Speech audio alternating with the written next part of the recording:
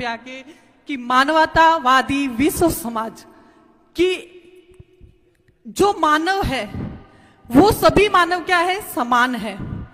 क्योंकि मैं अभी वर्तमान में विनायक पीजी कॉलेज में असिस्टेंट प्रोफेसर हूं हिस्ट्री सब्जेक्ट की। तो मैंने प्राचीन भारत, मध्यकालीन भारत एंड आधुनिक भारत तीनों को अच्छे से पढ़ा है एंड इन सब चीजों के बारे में शायद मैं इनसे तो कम लेकिन कुछ तो जानती हूं कि हमारे समाज में पहले क्या होता था और अब हम उसमें परिवर्तन कैसे कर सकते हैं।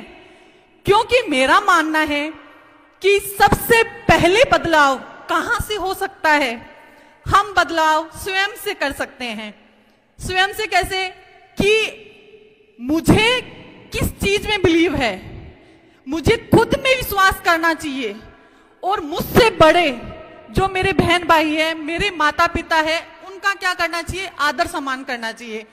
क्योंकि मेरा मानना यह है कि जो अगर इंसान कोई मूर्ति पूजा करता है उसकी मूर्ति पूजा में कुछ भी नहीं पड़ा। क्योंकि हम माता पिता की पूजा करेंगे और उनका मान सम्मान करेंगे तो हमें इतनी ऊंचाइयां मिलेगी कि शायद ही किसी और को किसी पूजा पाठ से मिल पाएगी। क्योंकि हमें बचपन से सिखाया गया था, दादी जी थे जो हमेशा पूजा पाठ में इतना ज्यादा बिलीव करते थे और हमें समझाते थे कि बेटा तुम भगवान के इतने रुपए का प्रसाद चढ़ाओगे, तुम्हें ये मिलेगा, तुम्हें वो मिलेगा।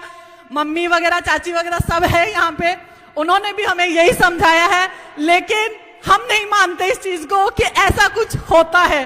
क्योंकि अगर इन सब से सब कुछ होता तो पता नहीं हम कहां पहुंच जाते। और मेरा मानना यह है कि मैं पीएचडी कर रही हूं, अगर मैं भगवान की पूजा पाठ करती और इन सब में बिलीव करके चलती तो क्या मेरी बिना पढ़ाई के मेरी पीएचडी संभव थी?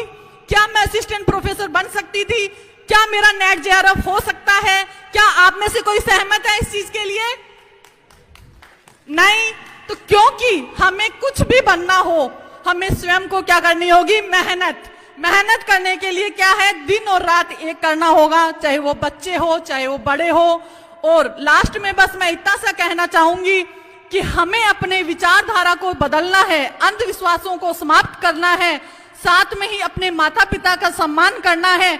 जो गवर्नमेंट कर्मचारी है चाहे प्राइवेट कर्मचारी है जो अपने माता पिता को टाइम नहीं देते, उन्हें अपने माता पिता को वृद्धावस्था में पूरा टाइम देना चाहिए और उनके साथ में रहना चाहिए, ना कि उन्हें किसी आश्रम में छोड़ना चाहिए। क्योंकि एक माता पिता के 4 या 8